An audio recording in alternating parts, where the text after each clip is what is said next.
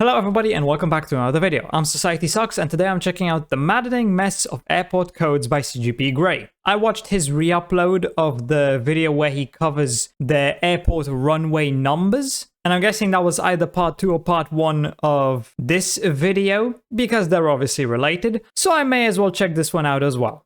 There are thousands of airports connecting cities cross countries and continents, yet with just 3 letters from AAC and BBI to YYZ and ZZU, both me and you and our bags route round the world as unambiguously as practically possible. Airport.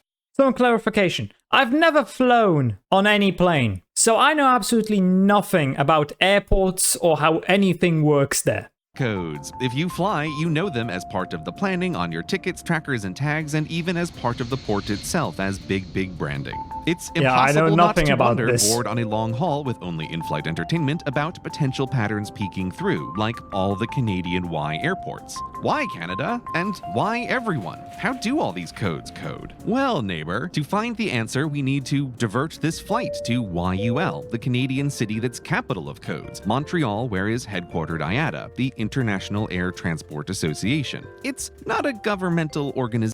I would assume that the letters have something to do with the country, the state, province, or whatever you have in your country, and the city. At least that's what I would assume. But considering Canada's codes start with Y, that wouldn't make sense, so I'm guessing it's something completely different. More an independent aviation agency for airlines, where they work to make airports and airplanes increasingly interoperable, using humanity's most exciting and powerful yet oft-maligned as dull tool, standards. One of which is the IATA Airport Code, 3 letters to identify every airport in the world, from the most connected to the least. All are coded so companies can communicate clearly and concisely complicated connections to carry their customers and their bags. And actually, the code IATA created isn't only for airports, rather technically it's a location code for all kinds of transportation interchanges, like plane stations that connect. See, AMS makes sense for Amsterdam, but then why do all of Canada start with a Y? That doesn't make any sense. To train stations such as Amsterdam Schiphol, which is just so intermodally epic. Okay, let's try not to get distracted by efficient infrastructure, easier said than done. Here's how the IATA code is supposed to work.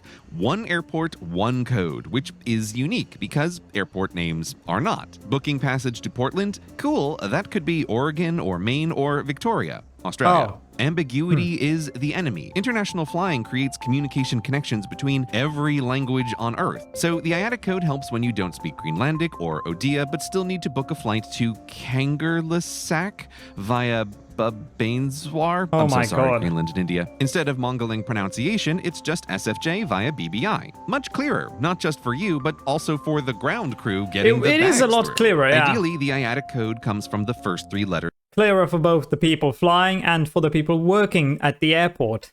of the location, like with Gibraltar, where Gibraltar Airport is given GIB, Gib See, Gibraltar. that makes sense. So going to Cork, it'll be COR, Core Ireland.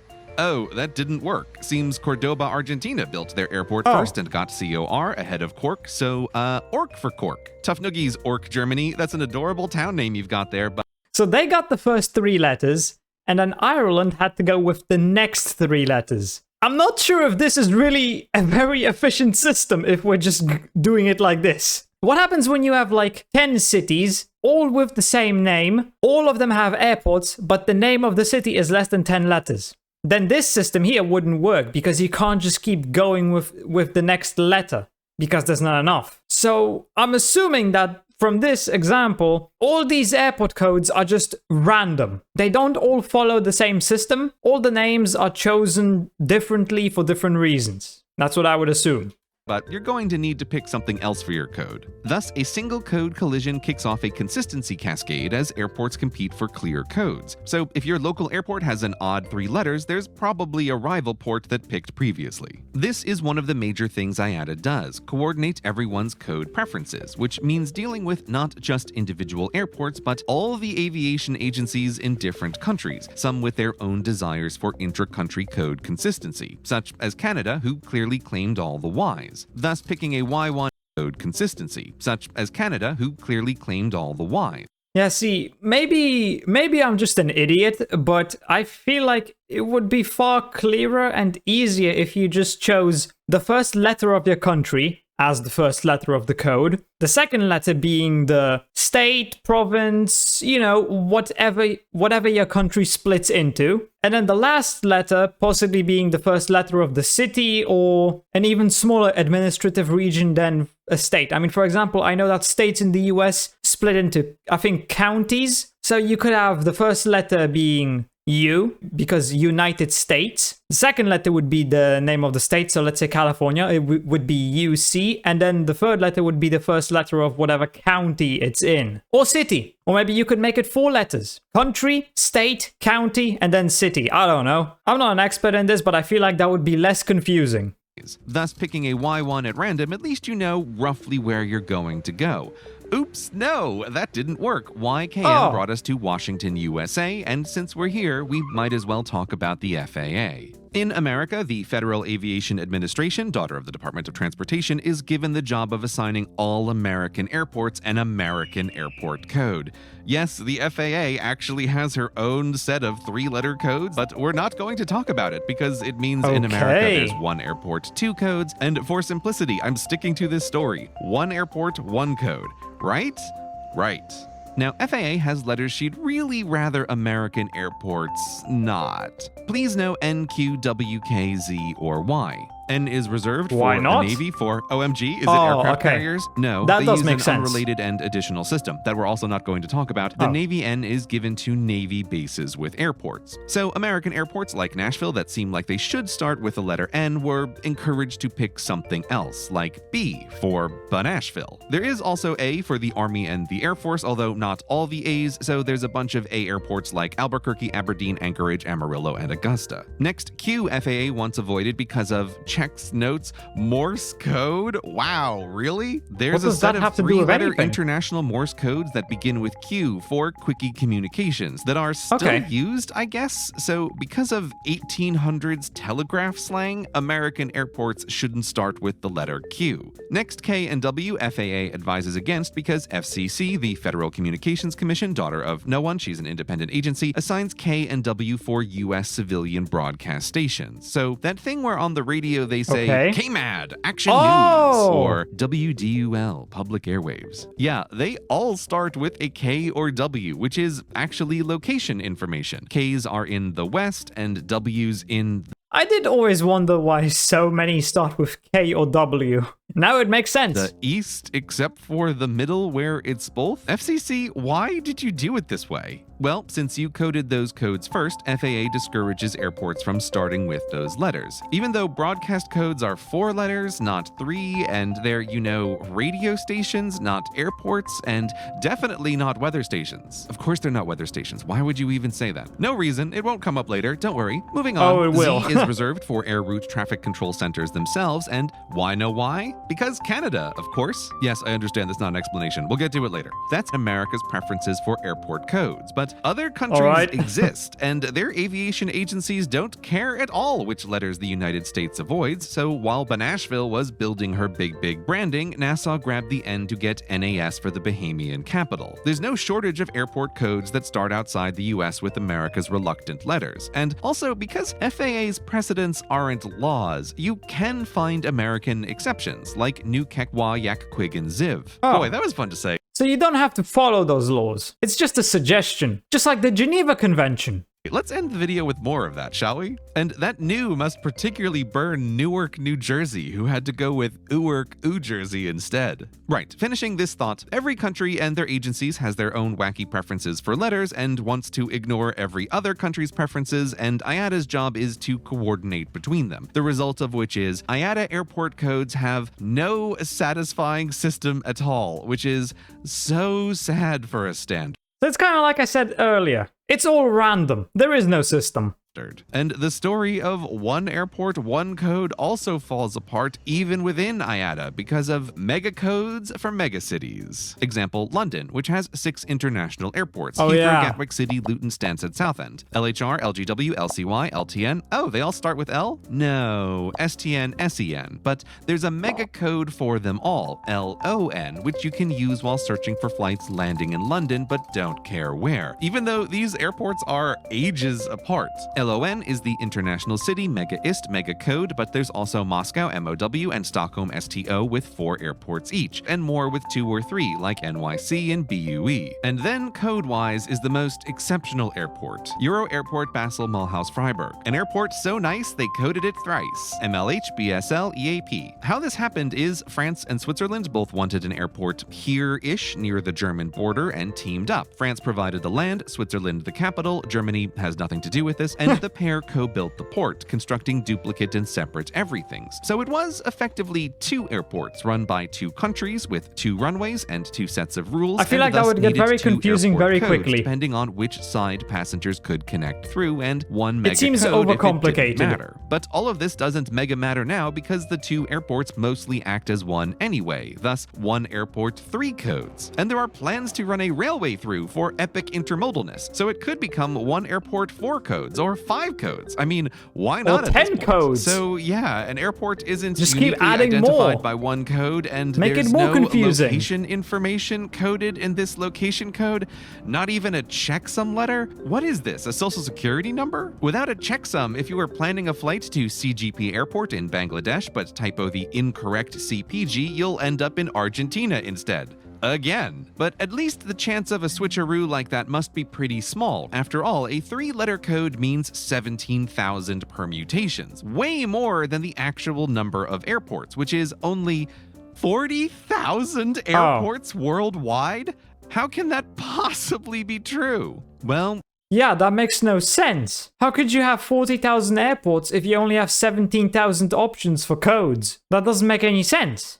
it's time to introduce you to ICAO, the International Civil Aviation Organization, daughter of the United Nations, who also lives in Montreal with IATA. And it might seem like they're the same, but IATA actually only covers what we might call the standard commercial airports you'd find searching for flights normally, while ICAO covers what she calls aerodromes, which is everything from the world's busiest passenger airport in the always unlikely seeming Atlanta, Georgia, down to rarely used runways on ranches in Texas, of which there are an absolutely absurd number. So with all those aerodromes to this, of which there are an absolutely absurd 3.5K so with all those plus in aerodromes Texas to account alone. for, ICAO uses 4 letters, which gives, wow, a lot more options, thanks exponentials, and she also uses the extra space to add location information. Finally! In ICAO's system, the first letter of an airport code is roughly where on Earth it is. P is for airports in the Pacific, 1 letter to cover flying over the most terrifyingly empty half of the Earth. Try not to think about it as you look down into the endless abyss before arriving at South America. S. Then M for Middle America, and K for Continental America. C, sensibly, is Canadian America, and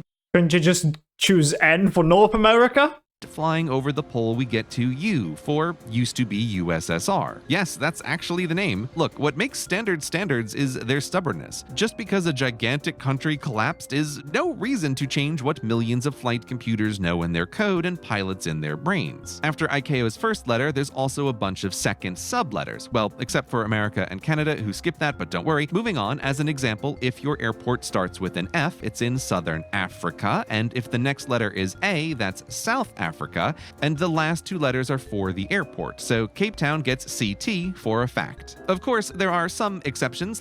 Well, this at least seems like a better system than the 3-letter one that the other agency uses. Like Antarctica, the continent no one owns, but all the cool kids want to claim. Aerodromes here are supposed to use the code for the country's claim they're in, such as Williams Field, which is American-run but uses NZWD because it's in the Kiwi claim. But also, lots of Antarctic aerodromes use pseudocodes. No, we're not going to talk about what that means, which start with a T and end with a number. This video like would get way too long if he 27 did. for Troll Airfield, serving Troll Research Station, which runs on Troll time. Norway, is that you? I knew it was. But you really should be using EN for Europe, Norway, and TR is free. Enter, trolls. It's so perfect. And yes, the 27 means there are at least 26 other runways in Antarctica. I was surprised too, but this, along with all of the ranches, is how you get to crazy numbers of aerodromes. And yes, ICAO has more exceptions to this system that we're going to skip, but I can't resist just one more, which is Region J. Looking at the map, you won't be able to find it because J is Mars. When the rover arrived at Jezero Crater, ICAO gave the historic landing location the code JZRO. Okay, but that's it for exceptions. Why?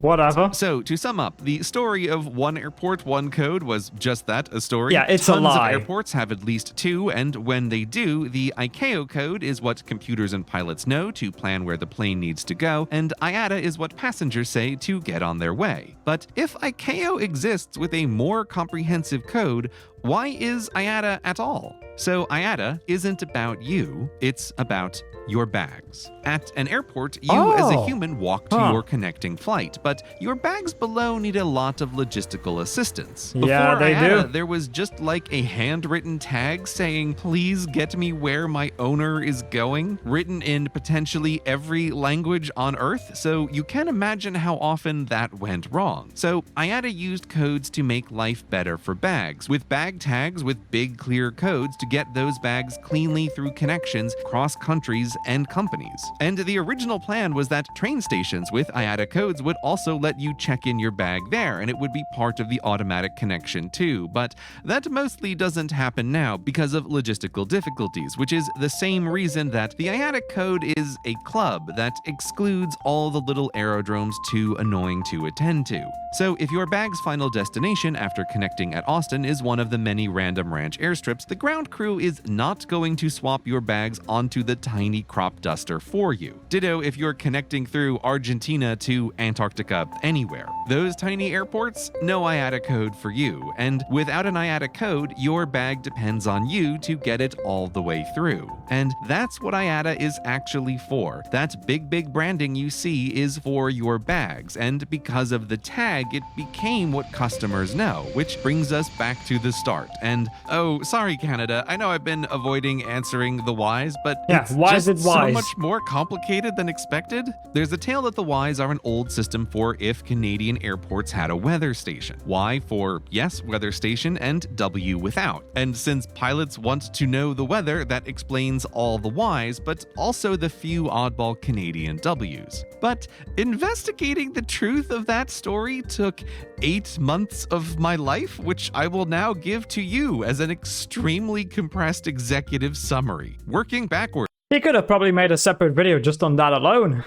The American and Canadian IATA codes created in the 1950s come from the last 3 letters of ICAO codes created in the 1940s. The first letter of ICAO codes come from the ITU, the International Telecommunications Union's codes created in the 1910s for radio stations, which used K for America and CY for Canada. So K and CY into 4 letters and back down to 3 leaves Y for Canada. Here is where you would reasonably ask why CY for Canada, but that goes all the way back to telegraphs and beyond, so is a story for another time. But this has to be a separate video. This This is video, too much why information. for Canada? Because of radio call signs, because of a lot of other things, because of US and Canada coordinating that 4 flights within North America, it really would be Y for yes, Canada, mostly. Well, that was a lot of bureaucratic history, so let's finish with the final fun IATA codes promised from before, starting with Sioux City, with the sensible-looking SUX until you say it out loud, but to her credit, totally owns that branding for airport merch. Good for you, Sue. And there's also Beaches International Airport, Summer Break Central. Their top 2 picks for codes were picked, so to help the confused collegiates find their connections, the agencies agreed on ECP to stand for Everyone Can Party, which is awesome branding, but you'd never know because Beaches doesn't bother. Geez, ECP, you could learn a thing or two from Sue. But now everyone can party on this round-the-world flight of IATA codes entertaining to say out loud. Ready? Fab. Boo, eek, cow, wow, poo, gag, bro, but got hot pie, yum, mom, dad, mad, run, fun, IOU, FAQ, OMG, LOL. Well, that was interesting. Obviously, it's not really the best system because there is no system. I still feel like it would just be easier to go with the country, state, and so on. But I suppose if it works, it works. No need to change it. If it ain't broke, don't fix it. And with how long this system has been used, people have gotten used to it. They know how it works. So there's really no point changing it anymore. So yeah, I suppose it can stay as long as it works. So yeah, I hope you enjoyed this video. If you did, please consider subscribing and leaving a like. If you want to see more videos like this, check out this video right here. And with that, I hope I'll see you in the next video.